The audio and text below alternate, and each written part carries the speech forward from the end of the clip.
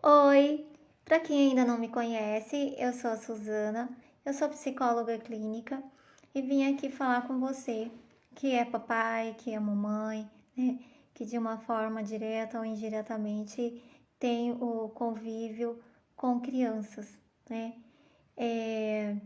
Eu falei em um vídeo anterior sobre o desenvolvimento, né? O processo do desenvolvimento emocional da criança e sobre o referencial interno que ela traz desde o seu nascimento e a capacidade que ela tem em trazer também junto com ela a, a capacidade de avaliação, né? De uma avaliação tanto interna quanto a externa e também a sua capacidade de fazer um movimento interno, né?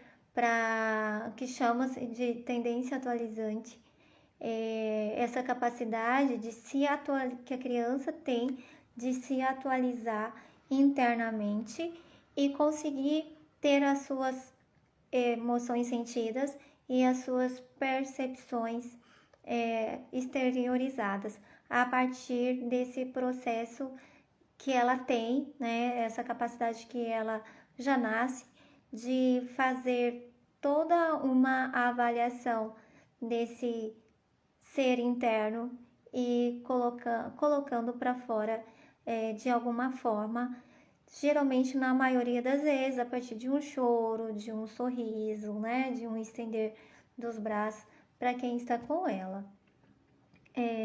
E hoje eu vim dar um pouco mais de continuidade nesse vídeo, né, nessa fala aqui para vocês hoje, dessa construção de noção do self, que é a noção do eu, né, que a criança começa a apresentar, a desenvolver a partir por volta de um ano de idade, né, por meio de uma sistematização da percepção que ela tem de si com o meio externo onde ela está convivendo, né?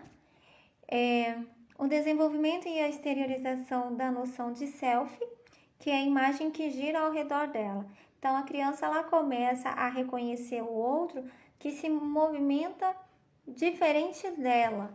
Então, se a criança levantar o braço e a pessoa, o adulto que estiver com ela, se manter com o braço abaixado, ela vai começar a perceber que, opa, tem algo diferente, né? Essa pessoa não está se movimentando como eu. Então, ela vai automaticamente abaixar esses braços, né? Se o adulto levanta faz o movimento com o braço, ela vai se movimentar também, ou seja, ela vai começar a perceber que os movimentos são diferentes, né? E ela começa a partir, né, por volta de um ano, a perceber que existe um outro no mesmo espaço que ele, tá? E que eles não se movimentam igual. É diferente de você colocar a criança na frente do espelho e essa criança ver a autoimagem, né? Ver a imagem dela refletida e todo movimento que ela fizer vai refletir no espelho. Então, e quando o adulto que está junto faz um movimento diferente, ela percebe que tem um outro ser naquele espaço que é diferente dele. Então ele começa a se identificar, né, a se perceber de uma forma separada, né? Existe uma outra pessoa neste lugar. Então aí nessa fase, como essa noção do self, né, essa noção do eu para a criança, passa a ser a primeira percepção real de que ele é um ser e que no meio externo existe um outro ser diferente dele. Tá? Toda criança ela já nasce com um potencial, né, com esse sistema de avaliação interna dela. E para Rogers, o Carl Rogers, ele traz que o que temos para ensinar para uma criança é estimular o referencial interno. O restante se aprende. Por que o Rogers traz isso, né? O Rogers, ele estudou o aspecto emocional, e o emocional é interno, né? São as nossas emoções. Então, estimular cada vez mais essas crianças a falarem sobre si, né? A falarem sobre as suas emoções, como elas têm se sentido, como é sentir a emoção, como que elas percebem o corpo, que o corpo sinaliza muito o que a criança sente, né? E toda dificuldade emocional são crianças que não estão conseguindo fundamentar as suas relações internas e externas. Então, quando a criança ela se encontra num conflito interno, elas acabam demonstrando de formas diferentes. Não existe uma regra, uma receita mágica para dizer que as crianças vão reagir da mesma forma para a mesma situação. Isso não acontece. Pode acontecer formas semelhantes, mas não iguais. Nunca são iguais. Por quê? Vai diferenciar na intensidade, vai diferenciar na frequência dessa dificuldade emocional. Então, a tristeza sentida por uma criança pode não ter a mesma intensidade ou a mesma frequência para outra criança, mesmo se tratando do mesmo assunto. Tá?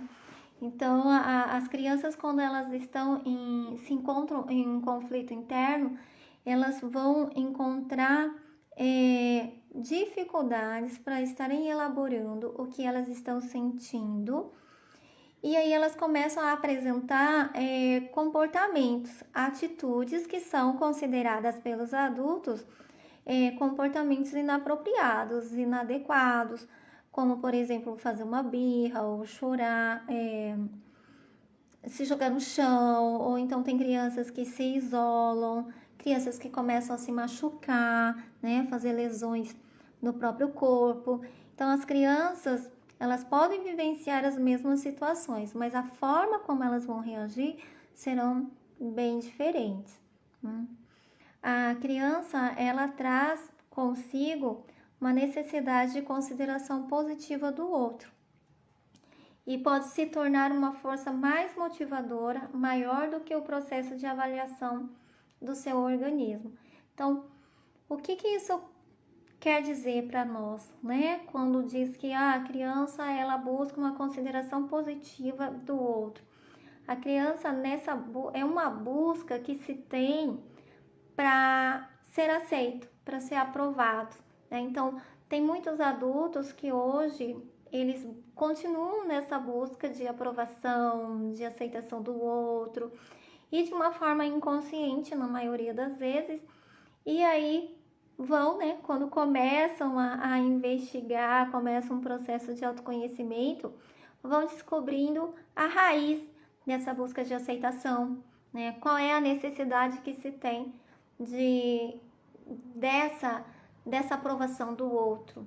E aí acabam descobrindo aí muitos conflitos internos, né, que vêm à tona na vida adulta, mas que foram plantados lá na infância, muitas vezes ainda até no útero da mãe, né, no período de gestação. Tá? E a criança, nessa busca de uma consideração positiva, acaba muitas vezes fazendo coisas para agradar o adulto, seja o pai, seja a mãe ou outro adulto que esteja acompanhando ele ali no processo de desenvolvimento dele, né? E o corpo, com o passar do tempo, começa a demonstrar reações organísmicas, né? Que às vezes é uma dor na barriga, é uma febre, é uma garganta inflamada. Então, quando a criança é muito pequena, ela ainda não consegue falar, expressar o que ela está sentindo, assim, de emoção, né? Ela põe a mãozinha na barriga e fala que está doendo, ou põe a mão na cabeça, né, na garganta, mas ela consegue falar o sintoma. Isso dependendo da idade, porque muito pequena também não consegue, né? E a emoção fica mais difícil. Tem que ser algo que deve ser estimulado e construído de uma forma que seja fortalecedora para esta criança, para que ela aprenda a falar aquilo que ela sente. Então, falar a emoção sentida, ela é muito importante porque vai trazer uma compreensão do porquê daquele sintoma, né? Então, muitas vezes a criança muito pequena, a mãe ou o pai foram trabalhar e ela ficou chorando. O que gerou nessa criança? Pode ter gerado um sentimento de abandono, de tristeza, não vai voltar mais, né? Então, essa criança, quando é estimulada desde muito pequena para falar, para expressar de alguma forma como ele está se sentindo, e outra coisa que é muito importante é permitir que essa criança se expresse do jeito dela, de acordo com a idade. Porque quando ainda é muito pequena, né, a criança tem aí por volta de 1 ano, 2, 3, elas ainda não conseguem verbalizar muito bem, mas elas conseguem expressar isso por meio do brincar, né? É uma massinha, é uma areia, é uma tinta, é um brinquedo, né? Então, é observar como que essa criança está utilizando o brinquedo que vai ser possível compreender como que está sendo essa dinâmica interna dela. Outro ponto importante nessa construção, né, dessa noção do eu da criança, ainda por volta, né, de 1 ano de idade, é o desenvolvimento da avaliação incondicional. Né? O que isso significa? A pessoa amada avalia a sua experiência como sendo digna de consideração positiva. Então, quando essa criança, ela se sente amada, a experiência dela é positiva. Quando ela não se sente amada, ela consegue aí trazer uma avaliação desfavorável ao seu desenvolvimento emocional, o que lá na frente pode acarretar outros prejuízos, né? Durante as fases de desenvolvimento da criança. Também há uma ampliação da capacidade de viver a própria experiência por ser percebida como digna de confiança.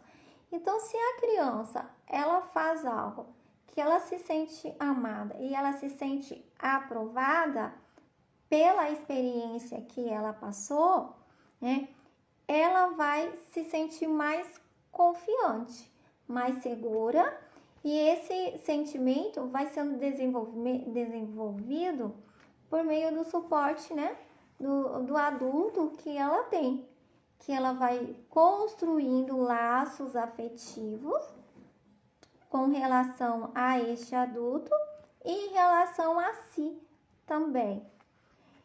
E vai havendo aí durante o desenvolvimento da criança, um desenvolvimento de acordo entre o eu e a experiência dela. Então, se a experiência que ela tem vivido, ela é validada pelo adulto, esse eu dele vai sendo construído com uma percepção validada por ele também, né? Porque ele se sente validado pelo adulto. Então, por exemplo, uma criança cai. E geralmente a fala do adulto é assim, não doeu, levanta, não é nada, né? E a criança tá chorando. Poxa, ao ouvir isto do adulto, essa experiência da criança não está sendo validada, porque a experiência dela é de dor. Então, quem está sentindo aquela dor, né, e se doeu ou não, se doeu pouco ou muito, é a criança, não é o adulto. Então, o que o adulto vai fazer? O adulto deve ajudar essa criança. Doeu? Ok, doeu. Você está sentindo, quer chorar por dor? Ok, pode chorar, né? Mas, na maioria das vezes, a gente escuta o contrário. Não chore, é feio chorar, não doeu, ou seja, está invalidando a experiência dessa criança, né? E quando essa experiência ela é validada como real, a criança, ela vai trazendo consigo, vai desenvolvendo, né, a capacidade de avaliação interna e externa também em relação ao outro, e vai construindo aí o sentimento de uma consideração positiva. Olha, o meu sentimento realmente ele é validado. Esse adulto reconhece, aceita a minha experiência. Então, a partir disso, a própria criança começa a validar e a reconhecer aquela experiência como verdadeira para ela. A criança, com toda a potencialidade dela de desenvolvimento interno, precisa de uma pessoa externa para estimulá-la e dar limites, mas não limites referentes à pessoa dela.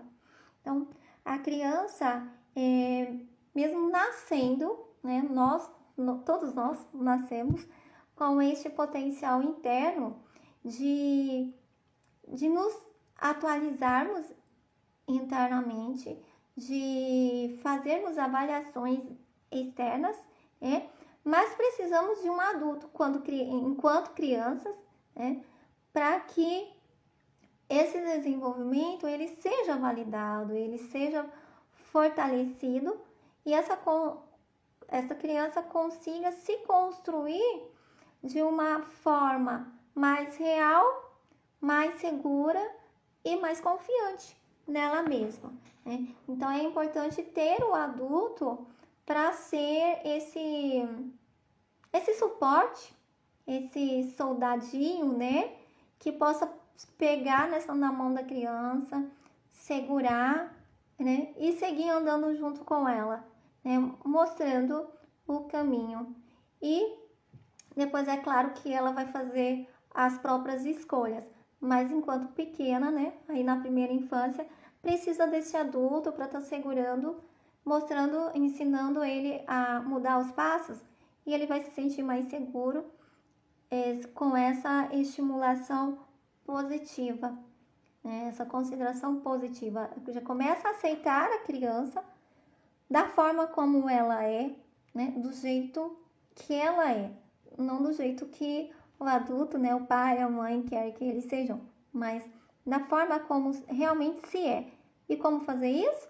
Validando as experiências dessa criança desde que ela surge nesse mundo. Quando a criança chega até nós, né, que somos os psicólogos, é porque as relações delas falharam e não ela enquanto um ser.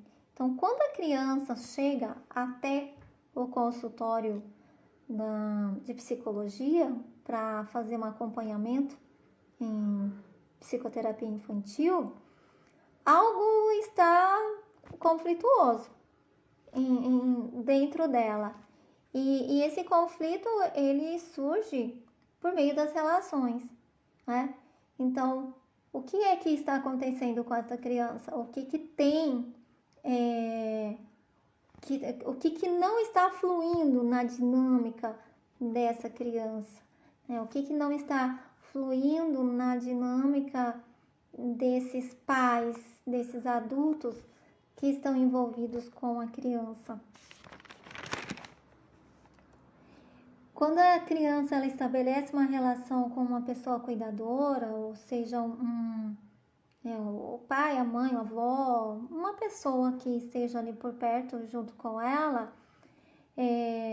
e essa pessoa respeita a sua busca pela atualização, né, pelo movimento interno dessa criança e a expressão dela, a expressão das potencialidades que ela apresenta, entende que o comportamento faz parte de um processo de aprendizagem e não que o comportamento seja um representante da sua intenção.